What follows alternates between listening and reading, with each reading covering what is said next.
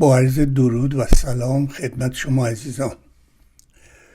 دوستان، یه چند وقتیه که این نسل زد تو دهن مردم افتاده و گاهی هم این کلمه زد رو قرار میدن مساوی با ضدیت، ضد چیزی بودن.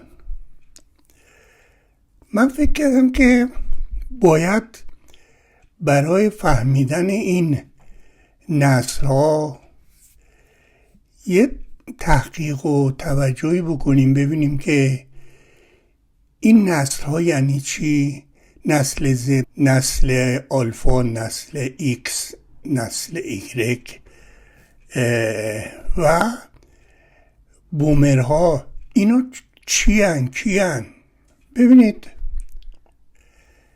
در سال 1991 دو تا جامعه شناس از آمریکا به نام نیل هاو و ویلیام اشتراس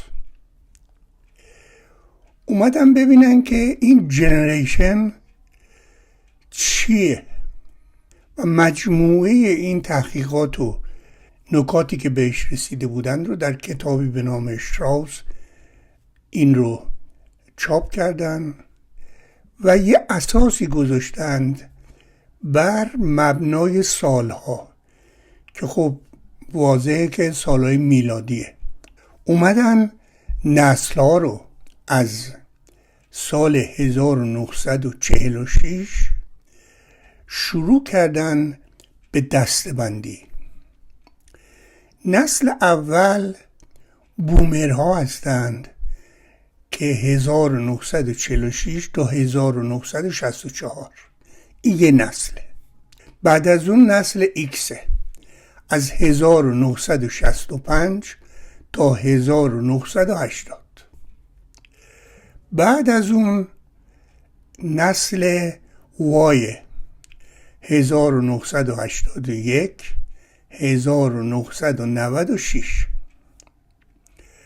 بعد از نسل وای متوجه شدن یه نسلی اومده به نام نسل زد که سال تولد اینها 1997 تا 2012 و آخرین گروهی که در این نسل ها بهش رسیدن نسل آلفاست، یعنی نسل بعد از سال 2013.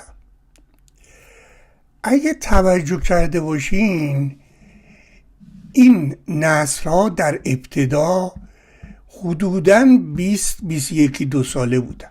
چرا؟ برای اینکه علم و دانش هنوز به این مرتبه نرسیده بود که انسان از جهت اطلاعات عمومی پروپیمون بشه و بتونه آگاهتر و با سن کمتر به مسائل جامعه و اطرافش نگاه بکنه. به خاطر همین از نسل‌های 20-22 ساله آروم آروم سن کم میشه و به حدود 14 سال میرسه که این خودش دلیل اصلیش میتونه وجود علم و دانش و اینترنت و هوش مصنوعی باشه. ببینید، نسل ها به عنوان فرزندان شرایط هستن. اینا برچسب‌های سنی نیستن. نسل ها فقط بازه تولید نیستند. هر نسل یه پاسخیه به جهانی که پیش از اون شکل گرفته. نمیتونیم بگیم بهتره، نمیتونیم بگیم بدتره. فقط این نسل ها واکنش هاشون به موقعیت تاریخی خودشون و جغرافیایشون حتی متفاوت بوده. حالا ببینید، بومرها اینا دسته‌بندی شدن، اینا فرزندان بازسازی هستن. یعنی جهانی که تازه از جنگ یا فقر بلند شده بود اما هنوز به پیشرفت ایمان داشت. کار برای نسل بومرها یه معنایی داشت که ثبات بود، یه نوع فضیلت بود.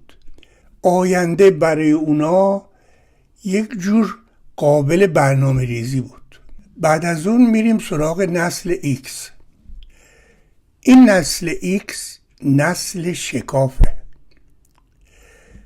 شکاف بین چی؟ بین آرمانهای بزرگ والدینشون و واقعیت ترک خورده اقتصاد و سیاست.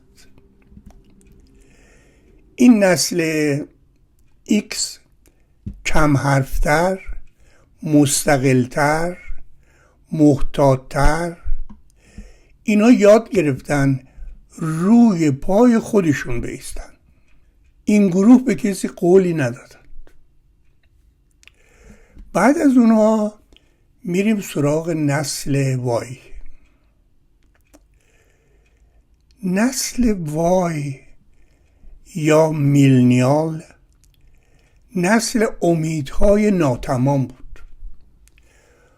با وعده میتوانی هرچی بخواهی بشوی، اینا با این ایده بزرگ شدن، اما وارد یه بازاری شدن که دیگر اون وعده ها رو نمیتونستن محقق کنن. این گروه تحصیل کرده، پرسشگر و در عین حال خسته بودن از تأخیر در زندگی و چیزهایی که میبایست به اونها برسن و نرسیدن. میریم به سمت نسل زد، نسل آگاهی زودرس. چرا؟ همونطور که خدمتتون گفتم به خاطر اینه که یک مرتبه تمام اطلاعات جهان و معلومات عمومی در همه حوزه ها به وسیله اینترنت در اختیار این نسل جدید قرار گرفت. این نسل زد بحران جنگ رو دیدن، تغییر این اقلیم ها و فروپاشی ها براشون یه معنای بزرگی پیدا کرد. یعنی در حقیقت همه چیز جلوی چشمشون بود. هر اتفاقی که تو دنیا میافتاد 2 ساعت بعد توسط یکی از این خبرگزاری ها و با تکنیک های علمی که دیگه اینترنت رو فرا گرفته بود بلافاصله در اختیار نسل زد قرار می گرفت. و به تبع به خاطر سن و سالشون از این همه اطلاعاتی که می گرفتند یک مرتبه حالت شوکه بهشون دست میده. حالا دیگه باور نمی کنند. چرا؟ مثلا یه مثالی به شما بزنم. مرحوم پسر من زنده بود. یک بار از من پرسید، 20 سالش بود، از من پرسید که داشتیم فوتبال تماشا میکردیم، از من پرسید میدونی که اندازه زمین فوتبال چند متره؟ شما فکر کنید من آدمی که تمام عمرم من فوتبال بازی کرده بودم، چون نمیدونستم الکی بهش گفتم فکر کنم 50 متر در 70 خورده ایه. اینو از من شنید، بعد رفت تو اتاقش یه رو به بعد اومد به من گفت یه پیشنهادی بهت دارم. گفتم چی؟ گفت بیا از این به بعد به من دروغ نگو یه چیزی رو نمیدونی. گفتم چرا؟ مگه چی گفتم؟ گفت همین زمین فوتبالی که گفتی. رفتم تو اتاق، زدم تو اینترنت، اندازه دقیق زمین فوتبال رو پیدا کردم. در حقیقت من از اون روز با همین پیشنهاد و نظری که پسرم داشت روش صحبت کردنمون تا حدود زیادی عوض کردم. یعنی بلد نیستم رو یاد گرفتم. متوجه شدم با این نسل پویا و همه چیز در اختیار دیگه مثل نسل‌های گذشته یه دروغی بگم و ردشم برم و فکر کنه باباش عالم همه جهانه و همه اطلاعاتو میدونه و اینا گذشت.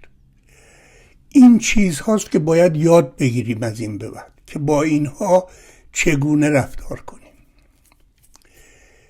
این نسل هویت محوره، حساسه، سریعه و کمتر، توجه کنید اینو، و کمتر مایل به فداکاری برای سیستم هایی که با آنها اعتماد ندارد.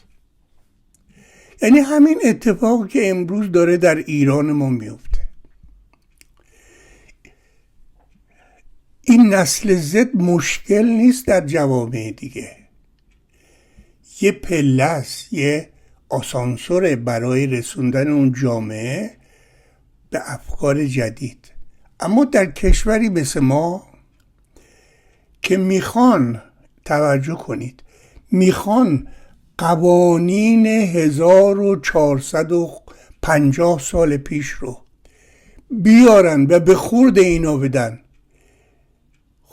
خب منطقاً یعنی اگر رهبران ایران چشم باز کنن، شعور اینو داشته باشن، به این نتیجه میرسن که نمیتونن. شما نمیتونید به جوونی که یک موبایل دستشه در وسط تهران و در قله دماوند اونجا در اون دامنه اونجا داره چوپانی میکنه، هر دو یک موبایل دارن و هر دو امروز امکانات راست آزمایی حرفای شما رو دارن.